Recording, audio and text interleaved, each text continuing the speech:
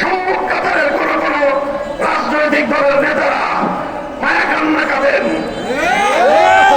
স্বপ্ন দেখছেন ভারতের অনুকম্পা নিয়ে ক্ষমতায় যাবেন।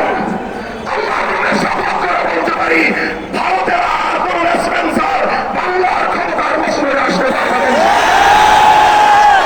কাজেই বাংলাদেশের জনগণের পাশে দাঁড়ান, ভারতকে নয় দেশের জনগণকে খুশি করুন। ইনশাআল্লাহ বাংলাদেশ সেই আধিপত্যবাদের যুগকে পেছনে ফেলে এসেছে। এখন বাংলাদেশ নিজের পায়ে দাঁড়াবে, মাথা উঁচু করে সামনে চলবে, সকল ষড়যন্ত্রকে মোকাবেলা করবে ইনশাআল্লাহ। ইসলামকে স্পষ্ট ভাষায় দাবি আমাদের নিষিদ্ধ করতে হবে। যদি এই দাবি আদায়ে সরকার অথবা বিচার বিভাগ যদি গড়িমসি করে, হেফাজতে ইসলাম